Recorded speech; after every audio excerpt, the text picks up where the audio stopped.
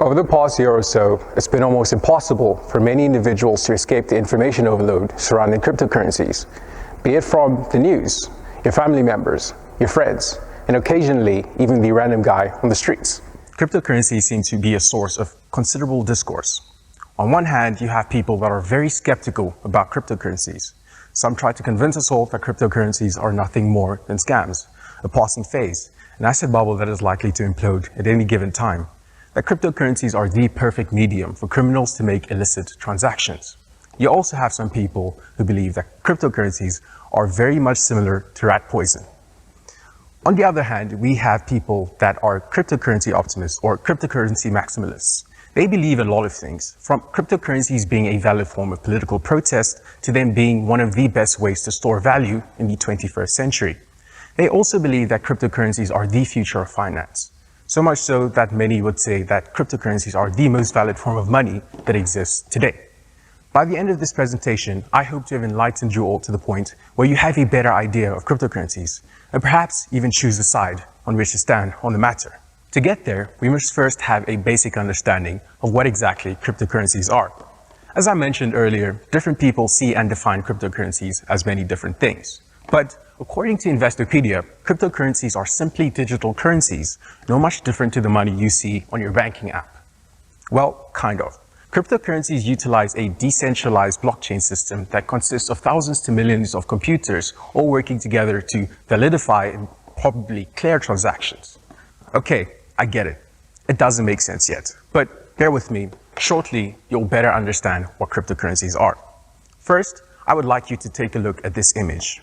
What you see on the left-hand side is an image of a traditional banking transaction where one person sends money to another person and the money flows through a third-party payment system, be it a bank or other third-party payment systems such as Ozo or PayPal.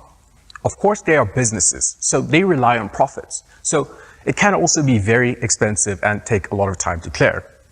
On the other hand, you have cryptocurrency transactions, where instead of money going through a third-party system, money goes through a blockchain system where millions of computers record and effectively clear this transaction to send money from one person to another. Considering this, you're probably asking yourself why Bitcoin, the most popular cryptocurrency in the world right now, costs the equivalent of 50,000 US dollars or 750,000 Rand, according to CoinMarketCap. This is probably due to the issue of scarcity. To further explain this very vague concept, I'd like you all to pay attention to this image over here. What you're looking at right now is an image of the Venezuelan bolivar, 50,000 to be exact. It is arguably one of the most interesting single pieces of currency that you and I will ever come across, but for all the wrong reasons. You see, Venezuela is a great example of how centralized finance and banking could fail and potentially affect the lives of millions of individuals, putting them through periods of negative economic growth and hyperinflation that further necessitates the creation of currencies and banknotes like that one. Completely and utterly useless banknotes. Come to think of it, most of the money in existence today works the exact same way. Let me explain further. Many of us might be aware of the fact that most of the money in circulation right now is not in fixed supply. Governments and central banks change interest rates and trade debt, allowing them to create more money whenever they need to stimulate the economy. Now, of course, during stagnant economic situations, similar to those that we're facing right now during the COVID-19 pandemic, there are genuine needs for cash injections to help improve the lives of individuals and businesses. But at what point do these well-intended interventions start to have very negative consequences on the lives of people? Similar to what we see in Zimbabwe, Venezuela, and of course, post-World War I Germany, where we saw very high hyperinflation and of course, currency devaluation. The scarcity in supply of most cryptocurrencies, coupled with their extreme and rapid growth, and also the supposed protection that they offer against inflation, are many of the reasons, or some of the reasons rather, that the total market capitalization of all cryptocurrencies exceeded the $2 trillion mark in May of 2021, according to CNBC. Despite the immense growth in popularity and valuation of cryptocurrencies, there still seems to be a great deal of fear and skepticism surrounding them. Come to think of it, numerous government institutions and business institutions have called for the stricter regulation of this asset class. Unsurprisingly, by mid-2021, the Chinese government has successfully implemented legislation that effectively banned the trading and mining of cryptocurrencies. Despite this, governmental skepticism on cryptocurrencies seems to be fading, albeit very slowly.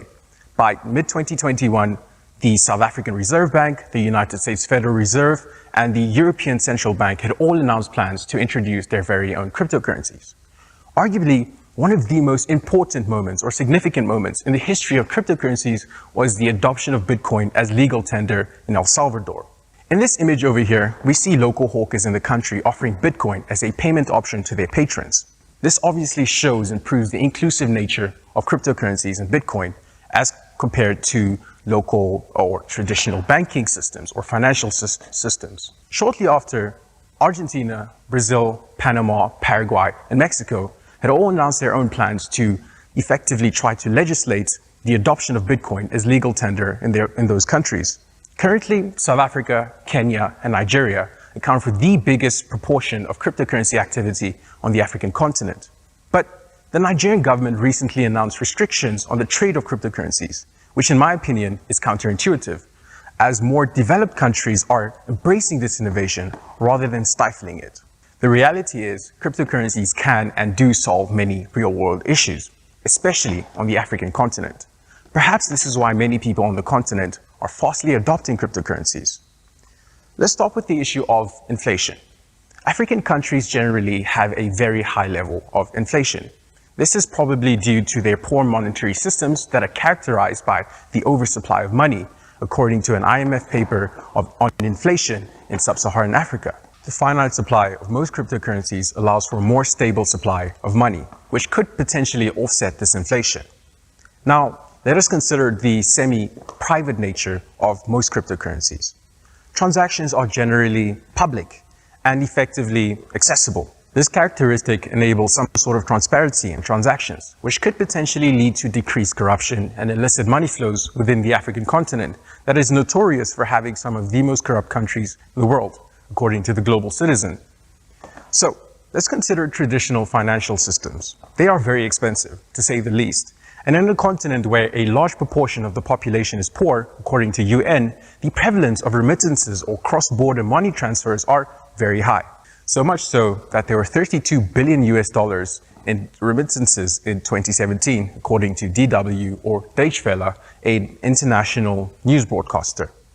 So, remittances are not cheap, as I just mentioned, not even when it comes to local cross-bank transfers. So, these high costs have inevitably created black markets. These black markets reduce transparency and possibly tax collection. And in my opinion, cryptocurrencies solve these issues.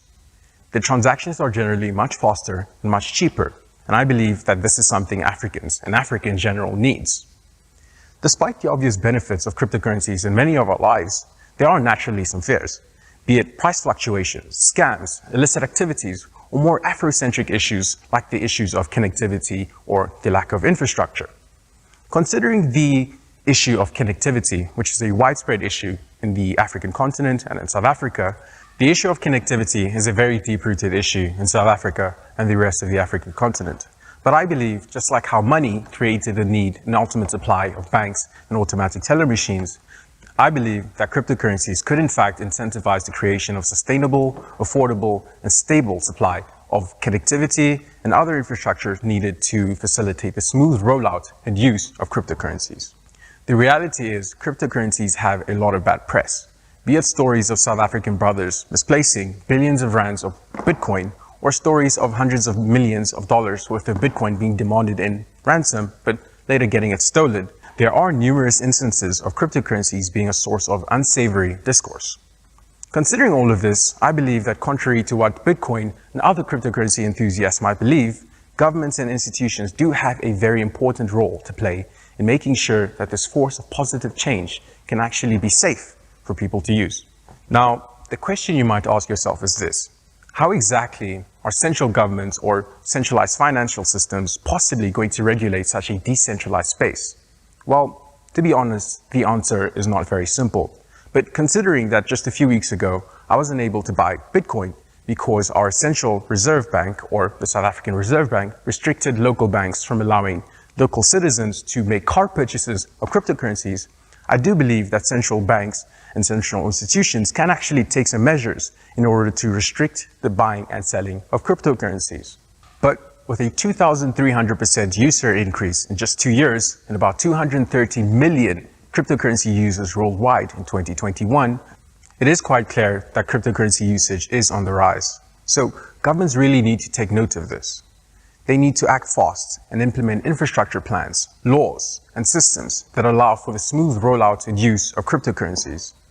And they need to do this not because it's a good thing to do, but because not doing so may be catastrophic on their part. The same may be also said to people who are reluctant to embrace cryptocurrencies. Considering all the things that I've said here today, I hope you've all learned something about cryptocurrencies, how they work, some of their benefits and drawbacks. More importantly, I hope you now understand why they may continue to be a source of considerable discourse over the next few years. To end off, I would like to leave you all with some final thoughts. First, to the individual, do not fear what you do not understand. And finally, most importantly, to our governments, embrace innovation, for it could really benefit the lives of the people you swore to protect and help. Thank you all very much for listening.